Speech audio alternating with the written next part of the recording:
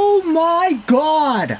Oh my god! I just finished up the last video, opened up my Instagram, and I saw this post made on the Canucks IG page, quickly hopped over to Twitter, and needed to make another video. What the hell?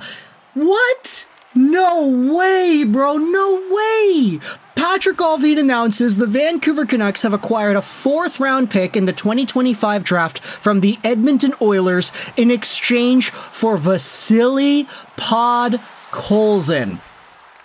Oh my goodness. Oh my goodness, Vasili Podkolzin is gone.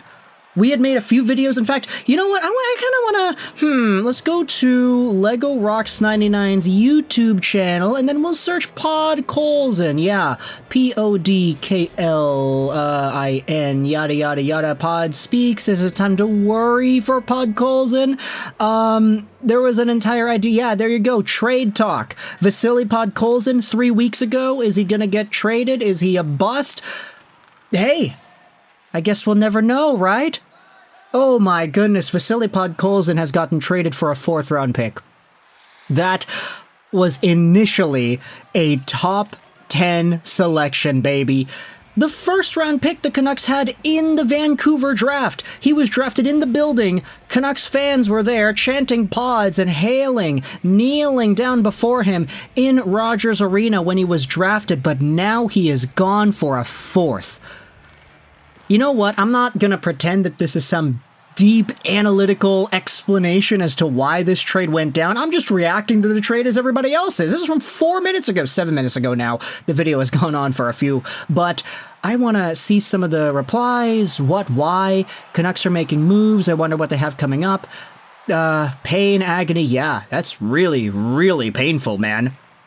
Vasili Podkolzin went 2 picks before Matt Boldy, who is a very good player, 4 picks before Cam York, who is a good player, and then 5 picks before Cole Caulfield, who is arguably the best goal scorer on the Montreal Canadiens today. That's not saying much because Montreal isn't that great, but still, Caulfield's fantastic. If he was on Vancouver, then I would be living my dream as a Canucks fan whose entire fantasy booking GM mode type story would have come true. Feel like we could have gotten more with Podkolzin as part of a package, a 4th-rounder only. You know what? Here's the thing. I mean, a lot of people are going to bounce on Allvin for this. WTF Allvin. Why is everyone mad? Do you think he was really going to make the lineup? That is kind of why I see this trade making sense for Vancouver.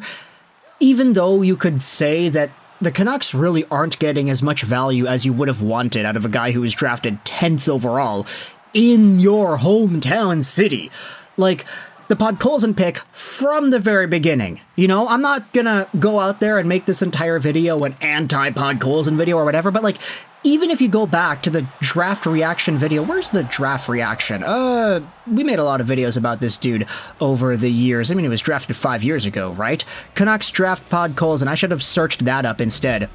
But if you look at the draft reaction that I had, even back in the day, I was kind of skeptical about it, but there was still value that you could have brought to the table here. In fact, let's go out there and see this. This is my own video, so I can't get copyright stricken, right? There you go. That's the surprise reaction there. They just drafted Podkolzin. Anyways, Vasili Podkolzin, unfortunately, has never really rounded out as a guy that I think the Vancouver Canucks could place full 82-game potential out of per season. He had 44 games this previous year in Abbotsford, had 28 points, that's all right, 19 games played with the main club, and 2 points. There is value that Podkolzin brings to the bottom of a lineup as a depth, bulldog, agitator kind of piece. He can go along the boards, he can hit guys, he can tenaciously hunt down pucks. But as we had talked about back when he was drafted, those were like the best parts of his game.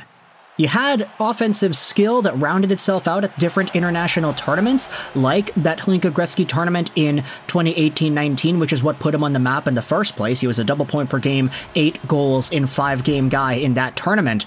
But the unfortunate part about it was, and we had talked about this over the draft year, Vasili Podkolzin never displayed this level of offensive productivity at any point throughout his extended development in other leagues. SKA Neva St. Petersburg, he didn't really produce that much. Even in the MHL, he was under a point per game in his draft-eligible year, which isn't great for a top 10 pick.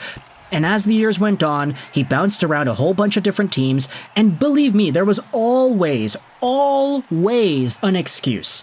There was always a reason for it. Okay, I shouldn't say excuse. That's a bad way to put it. There was always justification for it. Like, hey, he was bouncing around different teams. Look at this. He played on 7 different teams on his draft-eligible year, a whole bunch of tournaments. There was no way this guy was going to be able to develop any cohesion or chemistry with the players he was playing with. But he was going from team to team to team to team, all over the place, different playoff runs, different regular seasons, different tournaments. There was never going to be any stability. So there was an excuse there. There was a reason, and there was good fuel for Canucks fans to believe and say, okay, if he's just able to get comfortable, if he's able to round out that offense that we had seen at the Hlinka Gretzky, and he's able to take that into the next level where he's able to continuously do that, then we have ourselves a player.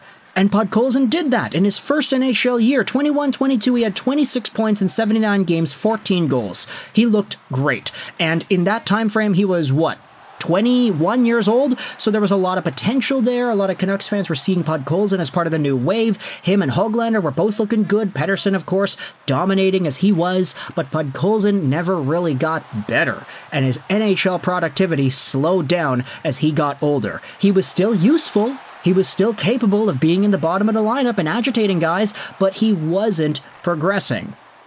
So, to see Vancouver trade Podkolzin away for a 4th-round pick, the value sucks. Like, obviously, you're taking a 10th overall guy and sending him away for a 4th. That is mega losses.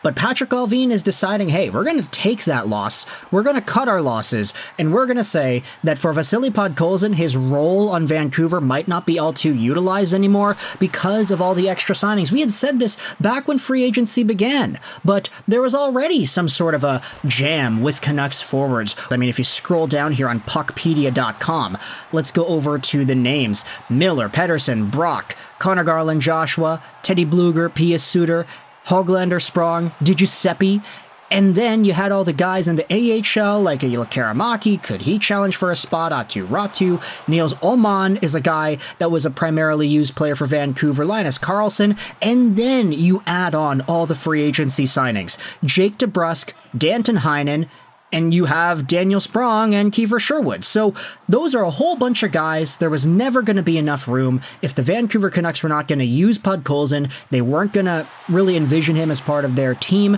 for the next 12 months, then they just got rid of him. Edmonton, as we had talked about in the last video, if they lose out on Dylan Holloway, if they end up losing out on some of their guys, they're going to need players to fill in that spot. Podkolzin could fill in a bottom lineup role for Edmonton, and it would be okay. Something about Vancouver trading their Russians over to Alberta teams, man. Let me know your thoughts in the comment section below about the Vancouver Canucks trading away their top 10 pick in 2019, Vasili Podkolzin, for a 4th-round pick to the Edmonton Oilers. I hope you enjoyed this video, and bye.